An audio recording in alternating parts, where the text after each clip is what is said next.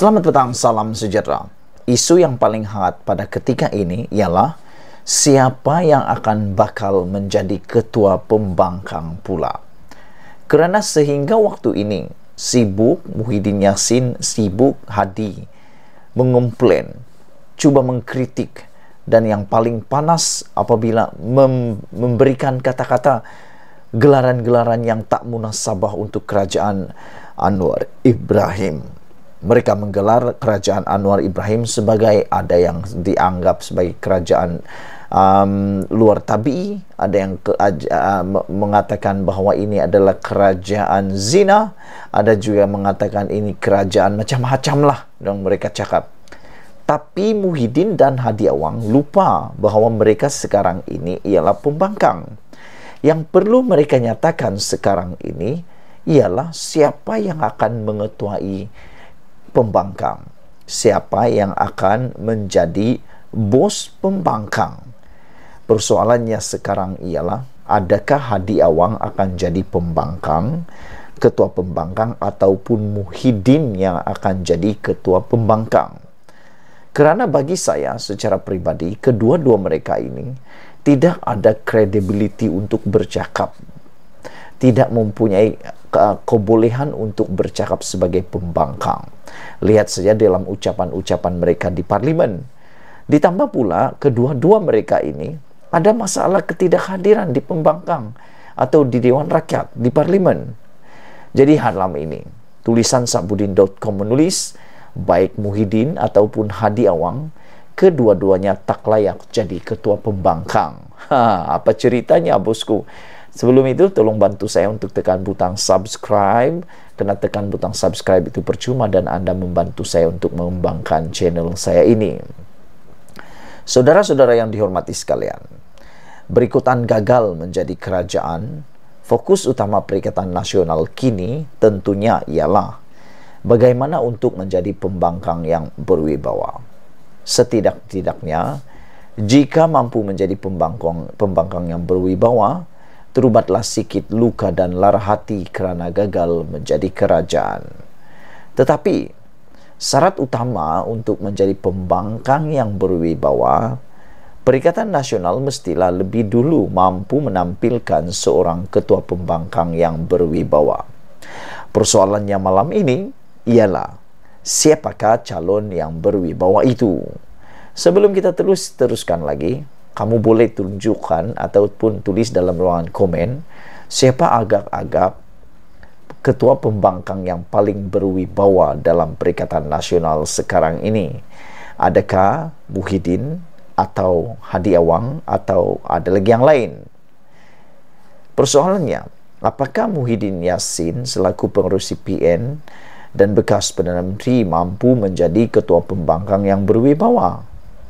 Atau apakah oleh kerana PAS memiliki kerusi parlimen paling banyak dalam Perikatan Nasional, maka Hadi Awang selaku Presiden PAS lebih berwibawa untuk diletakkan sebagai ketua pembangkang?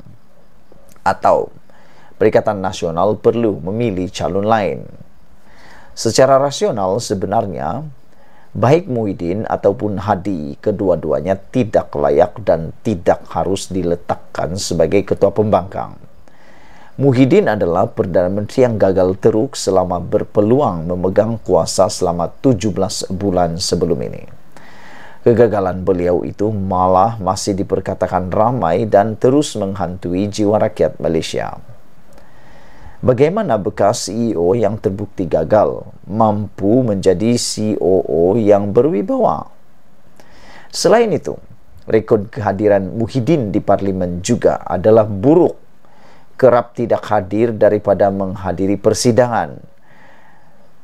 Lebih buruk lagi, Muhyiddin turut tergamak mendaruratkan parlimen lantaran bimbang undi tidak percaya dikemukakan terhadapnya di ketika penolakan serta kemarahan rakyat terhadapnya sedang memuncak. Maka dengan perangai kepimpinan sedemikian, disertai dengan jarang hadir ke parlimen dan gagal sebagai bekas Perdana Menteri, tentulah beliau paling tak layak menjadi ketua pembangkang, yang mana jawatan itu sekarang ini telah dinaik taraf sebagai bertaraf menteri. Lebih daripada itu, Mahidin atau Muhyiddin juga bukanlah pembahas yang baik, serta cemerlang di parlimen sepanjang 40 tahun penglibatannya sebagai wakil rakyat. Jika dilantik sebagai ketua pembangkang, prestasi serta wibawa Perikatan Nasional tentu lebih merosot dan merudum jadinya. Begitu juga dengan Hadiah Wang. Selain prestasi kehadiran yang buruk di parlimen, beliau juga bukan pembahas atau pendebat yang baik, yang sering meletakkan isi dan fakta sebagai keutamaan dalam berhujah. Beliau sekadar cemerlang sebagai penceramah di pentas politik atau kuliah sehala semata-mata. Itu pun kerap kali tampil beremosi dan resis dalam hujah-hujahnya. Lebih membimbangkan, Hadi selalu memberi jawaban yang berlainan daripada isu yang ditanya, baik oleh wartawan atau ketika berforum. Nanti lain haru jadinya, lain yang sedang dibahaskan di parlimen, lain pula yang cuba dihujahkannya. Maknanya, jika Hadi jadi ketua pembangkang, selain Perikatan Nasional jadi haru, tidak kemana dan terus merosot wibawanya di mata rakyat, beliau hanya bakal dijadikan bahan ketawa semua saja. Untuk itu, lebih baik beliau lupakan saja jawatan itu. Walaupun jika diperolehi, ia adalah penawar kelukaan yang mujarab selepas kehilangan gaji dan jawatan sebagai duta bertaraf menteri yang dipegangnya selama ini. Lalu, siapa yang paling munasabah di bawah Perikatan Nasional untuk jadi ketua pembangkang? Ada dua calon yang amat sesuai, serta tampak lebih berwibawa berbanding Muhyiddin dan Hadi untuk dijadikan ketua pembangkang. Mereka tidak lain tidak bukan sama ada Hamzah Zainuddin, ahli Parlimen Larut, atau Setiausaha Agung Bersatu Taqiyuddin Hasan, ahli Parlimen Kota Bahru, merangkap juga Setiausaha Agung PAS. Mereka berdua inilah pemimpin masa Perikatan Nasional yang patut diketengahkan, malah telah berperanan dengan baik di parlimen dan dalam pelbagai perencanaan politik selama ini. Sabudin Hussein, 5 Desember. Saudara-saudara, saya sangat setuju dengan apa yang ditulis oleh Sabudin ini. Sebelum beliau menulis, saya sudah lama terfikir benda ini. Siapakah yang bakal menjadi ketua pembangkang? Seperti yang dinyatakan oleh Sabudin tadi, Muhyiddin dan Hadi memang tidak layak secara tulisan di kertas. Dari segi kehadiran sahaja, memang tak layak. Bagaimana dilantik sebagai ketua darjah kalau tak pernah hadir kelas? Kalau jarang hadir ke kelas, bayangkan saja seorang pelajar mau dilantik jadi ketua kelas, tetapi jarang hadir ke kelas. Bagaimana? Bolehkah dilantik sebagai ketua darjah atau ketua kelas? Selain daripada itu, kedua-duanya, Muhyiddin dan juga Hadi, dikenali sebagai bukan pembahas yang baik. Muhyiddin pun bukan, apalagi dengan Hadiah Wang. Beliau terbukti sebagai seorang penceramah yang baik untuk sahala semata-mata, one way.